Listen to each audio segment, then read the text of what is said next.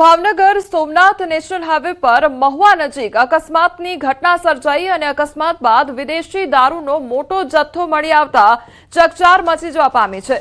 તરેડી ગામ પાસે Innova car પલટી ખાઈ ગઈ હતી અને ખેતરમાં ફંગોળાઈને તે પલટી ખાઈ ગઈ હતી તો અકસ્માત બાદ કારમાંથી દારૂની બોટલો વિખેરાયેલી જોવા મળી હતી તો બોટલો વિખેરાઈ જતા પોલીસ પહોંચે તે પહેલા જ લોકોમાં લૂંટની હોડ પણ મચી ગઈ હતી। ઘટનાની જાણ થતાં મહુવા પોલીસે સ્થળ પર પહોંચી વધુ તપાસ શરૂ કરી છે।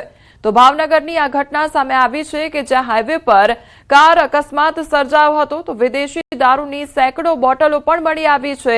તો અકસ્માત સર્જાતા જે વિદેશી દારૂની બોટલો હતી તે વેરવિખેર થઈ હતી તો બીજી તરફ એ બોટલો લેવા માટેની હોડ જામી હોય તે પ્રકારની પરિસ્થિતિ પણ સર્જાઈ હતી। તો પોલીસ દ્વારા હવે વધુ તપાસ હાથ ધરવામાં આવી રહી છે।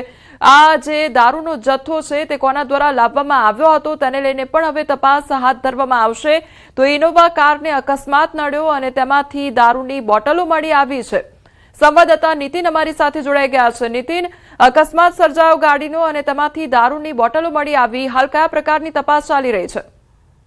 જે ચોક્કસ વાત કરીએ તો ભાવનગર સોમનાથ જે નેશનલ હાઈવે છે અને તેમાં જે મહુવા જે તાલુકો છે તેનું જે તરેડી ગામ છે તેની નજીક એક ઇનોવા કાર છે તેનો અકસ્માત સર્જાતા કાર છે તે બાજુમાં આવેલા ખેતરમાં ઘૂસી ગઈ હતી અને 2-3 પલટી ખાઈ ગઈ હતી અને પલટી ખાતા જે ઇનોવા કાર છે તે કારમાંથી અસંખ્ય દારૂની બોટલ છે તે મળી આવી હતી।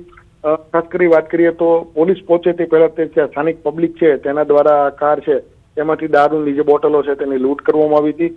ત્યારે આ સમગ્ર ઘટનાને લઈને પોલીસે હાલ તપાસ છે તે શરૂ કરી છે અને આ કાર કોની હતી, દારૂ છે તે ક્યાંથી લાવવામાં હતો, કોને પહોંચાડવામાં દારૂ હતો તે અંગેની પોલીસે છે તે તપાસ છે તે હાથ ધરી છે।